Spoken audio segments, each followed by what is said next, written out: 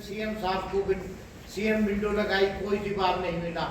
जिन्होंने भी घोटाले किए हैं मेरी जमीन को, आप भाई मेरी मदद करो, वकील साहब करें, नेताजी करें, मुझे आत्महत्या करने से बचवा लो। रामवीर जी, ये कौन है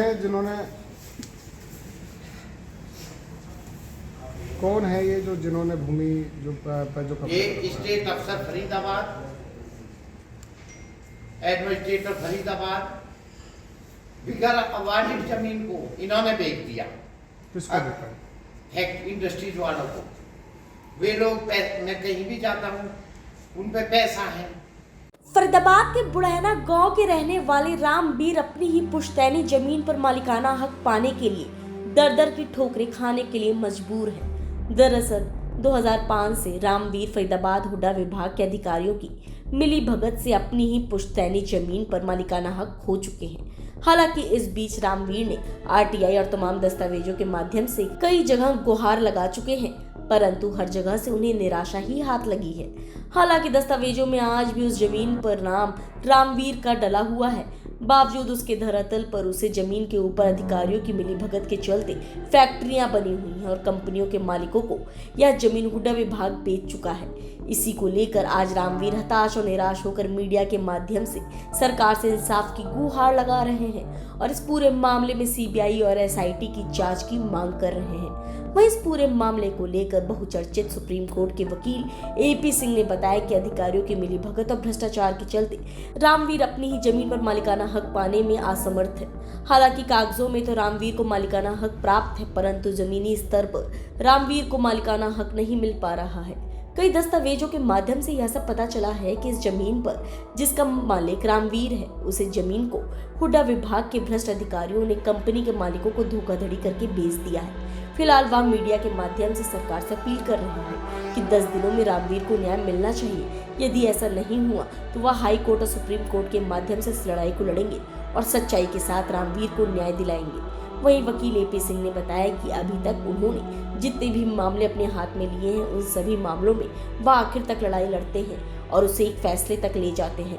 चाहे वह बहुचर्चित मामला बृजभूषण शर्मा का हो या फिर सीमा हैदर और सचिन मीणा का हो, वह सभी मामलों में इंसाफ के साथ खड़े हैं और आखिर तक खड़े रहेंगे। क्या मामला है? आज प्रेस कॉन्फ्रेंस करी आपने। क्या करी, मैं दर दर की ठोकर खाता फिर रहा हूँ और ये सरकार मेरी जमीन को जबरदस्ती हड़प रही है।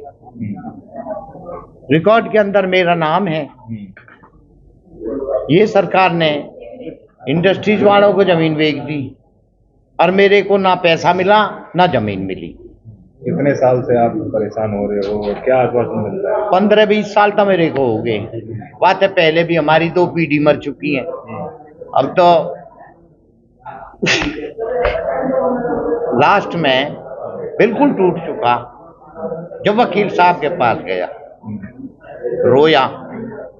ये बड़े नेक दिल आदमी हैं, इन्हें रहम करा कि मैं आऊं। तो मैं तो अब आप भाइयों से और साहब से न्याय की उम्मीद करता हूं। आपने कहाँ गुहार लगाई थी? हर जगह लगा चुका, हर जगह, कहीं भी कोई भी जवाब संतुष्ट नहीं मिलता, कोई जवाब नहीं मिलता। तो अब आप मानते हैं कि आपको न्याय मिलेगा? हाँ, वकील साहब साथ हैं, नेताजी साथ है, आप भाई साथ हो, तो मुझे पता कि घोटालेबाजों से आप मुझे बचा सकते हो। वकील साहब, आज प्रेस वार्ता की है, क्या है पूरा मामला? कोई जमीन से जुड़ा हुआ मामला बताइए। जी, आपके फरीदाबाद में आने का मुख्य कारण है रामवीर पुत्र श्री शिवलाल हैं, निवासी बढ़ैना तहसील में, जिला फरीदाबाद, हरियाणा में।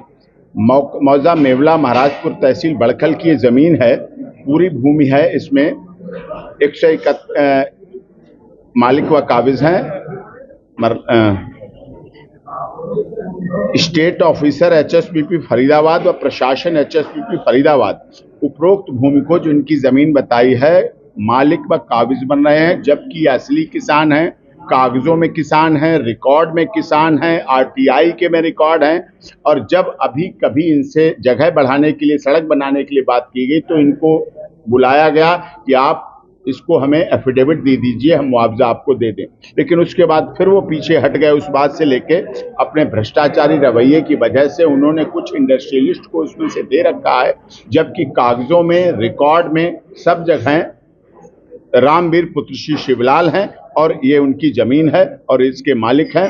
और इसमें एक बड़ा घोटाला हुआ है जिसमें हरियाणा सरकार के ये अधिकारी शामिल हैं और कुछ राजनीतिक दल भी, राजनीतिक दल के कुछ राजनीतिक प्रतिनिधि जो लोकल यहाँ लीडर हैं वो भी शामिल हैं कि उनकी शय की वजह से हो रहा है। इसीलिए हम इनके मामले में सीबीआई और एसआईटी की जांच की मांग कर रहे हैं।